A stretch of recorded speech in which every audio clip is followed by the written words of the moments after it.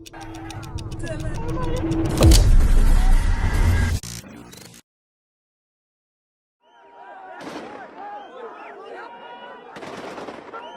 तो हम जाएंगे ज़रूर अपने देश, अपने मकान में का सब कुछ तो हमने सह लिया है। चुप चुप चुप, अभी बाल बच्चे सब खत्म हो जा रहे हैं सर जी।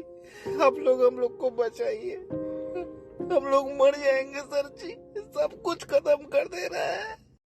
25 जनवरी 2020 एक वीडियो आई थी शर्जील इमाम की। तो हम हिंदुस्तान और नॉर्थ ईस्ट को परमानेंटली कट कर सकते हैं और वो बंद कर सकते हैं, क्योंकि चिकन नेक्स्ट मुसलमानों का है। वो जो इलाका है मुस्लिम अक्सरियत है। नॉर्थ ईस्ट को भारत से अलग करो, चिकन नेक हम मुसलमानों का है, हम यह कर सकते हैं। वो मात्र एक वीडियो नहीं थी, वो बंगाल, आसाम और नॉर्थ ईस्ट में बचे चंद हिंदुओं के कश्मीर जैसे पलायन और पतन की भविष्यवाणी थी। सिलीगुड़ी कॉरिडोर, जिसे भारत की चिकन नेक कहते हैं, एकमात्र 22 किलोमीटर चौड़ा ऐसा रास्ता है जो भारत को आसाम सहित 7 नॉर्थ ईस्ट राज्यों के साथ जोड़ता है। इतना महत्वपूर्ण रास्ता और कोई खुलेआम चौड़े में इसे काटने की बात करे, कुछ तो दम होगा, कुछ तो सच्चाई होगी। रोहिंग्या मुस्लिम 700 किलोमीटर दूर चलकर म्यांमार से बंगाल के अंदर घुसते हैं।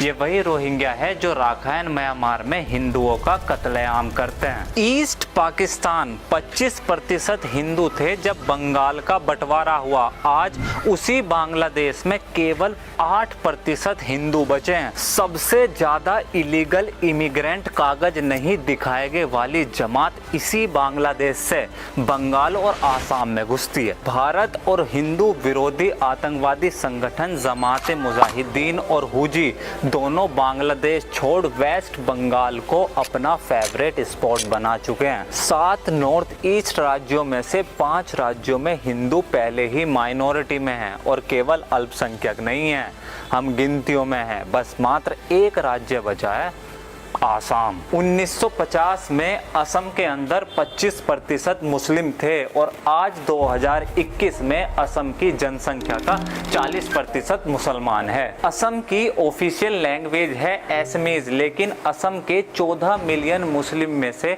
10 मिलियन मुसलमान बंगाली भाषा बोलते हैं, जो वेस्ट बंगाल और बांग्लादेश की ऑफिशियल आधिकारिक भाषा है। और ये महज एक कोइंसिडेंस, संयोग नहीं है कि बंगाल और बांग्लादेश से सटी आसाम की 11 डिस्ट्रिक्ट आज पूर्णतया मुस्लिम मेजोरिटी हो चुकी है। बिल्कुल यही सेम पैटर्न बिहार में है। बिहार की एवरेज मुस्लिम पॉपुलेशन 17% है, लेकिन वो डिस्ट्रिक्ट जिनकी बॉर्डर बंगाल से सटी है, जिसे मुख्यतः सीमांचल वाला क्षेत्र कहते हैं, वहाँ की मुस्लिम आबादी 17 नहीं 47% है। बंगाल के बस 2 डिवीजन्स की बात करेंगे, जलपाईगुड़ी और मालदा। इन दोनों डिवीजन्स की बॉर्डर मिलती है बांग्लादेश से, तो स्वाभाविक है कि ये दोनों जगह मुस्लिम बहुल आबादी वाली होगी। और यही खास बात है बंगाल और बंगाल के इन दोनों डिवीजन्स की। रोहिंग्या म्यांमार से बांग्लादेश के रास्ते 700 किलोमीटर दूर चलकर कहाँ आते हैं? बंगाल के जलपाईगुड़ी और मालदा डिवीजन में। बांग्लादेश से इलीगल इमिग्रेंट्स भारत में कहाँ घुसते हैं? बंगाल के इन दोनों डिवीजन्स में। जमात उल मुजाहिदीन और हुजी जैसे आतंकवादी संगठन जिनके लिंक तालिबान और अलकायदा से है, भारत में ऑपरेट कहाँ से करते हैं? बंगाल के इन्हीं दोनों डिवीजन से। Militant groups, naxalite, Maoist, anti national elements, left leaning rebellion groups, इन सब का फेवरेट स्पॉट कौन सा है? बंगाल के ये दोनों डिवीजन ही। इसलिए 25 जनवरी 2020 की रात शर्जील इमाम का वो भाषण, वो वीडियो महज कोई एक मजाक या कोई परिकल्पना नहीं थी। वो हमारे इस गाल पर जोरदार तमाचा और इस चेहरे के सामने असलियत, हकीकत, हमारा क्या वजूद बचा है और हम क्या खो चुके हैं उसकी असलियत का आईना था। मकसद बहुत बड़ा और बेहद साफ है कि कुछ भी करो लेकिन किसी तरह भारत के अंदर अस्थिरता पैदा करो, भारत को उसके नॉर्थ ईस्ट राज्य से अलग करो, असम को बांग्लादेश में, अरुणाचल प्रदेश को चाइना में और कश्मीर को पाकिस्तान में जोड़ो, बंगाल को कम्युनिस्ट कम्युनिज्म और भारत को सरिया कानून पर शासन करो, ये मकसद पूरा होता है बंगाल से बंगाल के सिलीगुड़ी कॉरिडोर चिकन नेक से। इसी कॉरिडोर के नीचे मालदा, इसके राइट में बांग्लादेश, लेफ्ट में बिहार का सीमांचल रीजन और ऊपर में जलपाईगुड़ी और उसके ऊपर सबसे बड़ा की प्लेयर चाइना। बस कुछ साल और जब इस देश का तथाकथित बहुसंख्यक हिंदू अपनी नींद से जागेगा तो गायब हो चुका होगा केवल बंगाल से नहीं, नॉर्थ ईस्ट के 8 के 8 राज्यों से। प्रत्यक्ष को प्रमाण की जरूरत नहीं होती। म्यांमार में मारे गए और भगाए गए हिंदू, बांग्लादेश में मारे गए भगाए गए हिंदू, असम में मारे गए भगाए गए हिंदू, कश्मीर में मारे गए भगाए गए हिंदू, बंगाल में मारे गए भगाए गए हिंदू, मिजोरम, नागालैंड, मेघालय, लक्षद्वीप, इन जगहों में अल्पसंख्यक कौन है?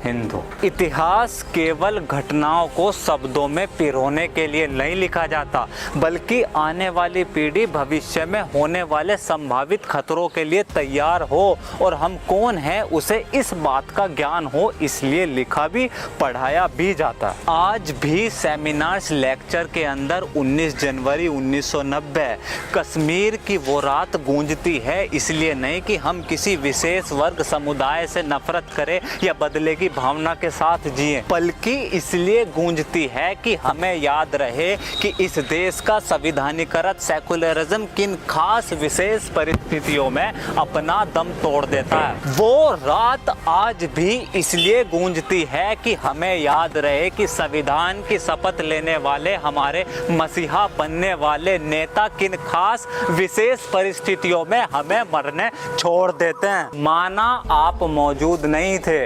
इंटरनेट नहीं था, सोशल मीडिया की ताकत नहीं थी, इसलिए कश्मीर की उस रात आप हिंदुओं का नरसंहार नहीं रोक सके। 3 मई 2021 आप थे, इंटरनेट हाई स्पीड था, सोशल मीडिया सहित पूरे देश की मीडिया मौजूद थी, हर एक लोकव्याप्त जल कल्याणकारी नेता मौजूद था और सबकी आंखों के सामने एक एक घर को चिन्हित करा, मारा और भगाया। जो माँ बहन बेटी मिली रेप करा और रेप करा, जो दुकान मिली लूट ली, जो घर दिखा तोड़ दिया। ऐसा लगा जैसे कश्मीर की वो रात फिर से बंगाल बनकर चीख उठ खड़ी हो। और यह देश, क्या इस देश का चुनाव आयोग सबसे बड़ा लोकतंत्र उसी अल्पसंख्यक समूह के बहुसंख्यक बनने पर चहेते संविधान के प्रियम्बल में लिखे सेकुलर शब्द और जनसंख्या में उनकी आबादी का हिस्सा कितना है उसे लोकतंत्र की राजनीति का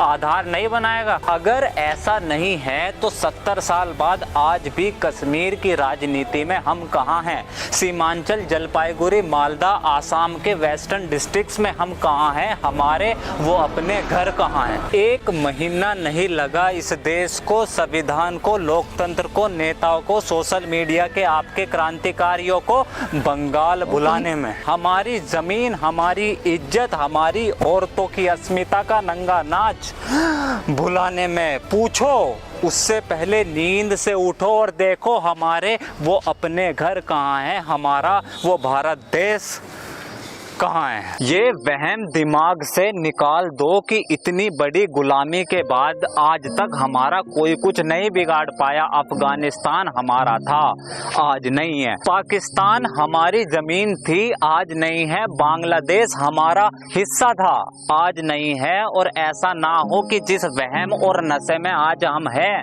कल इतिहास बंगाल या उत्तर प्रदेश के बारे में फिर से वैसा कुछ ना लिख दे। आपका साथ, आपकी सपोर्ट मिली केवल इस वजह से द टॉक शो को जारी रख पाया हूं और आगे भी इन वीडियोस को ऐसे ही जारी रख सकूं, लिख सकूं, बोल सकूं, हम हिंदू हमारे इस राष्ट्र भारत के लिए चिल्ला सकूं। तो प्लीज द टॉक शो को फाइनेंशियल सपोर्ट करें और अगर फाइनेंशियल मदद नहीं कर सकते तो इस वीडियो को लाइक, कमेंट और शेयर करें।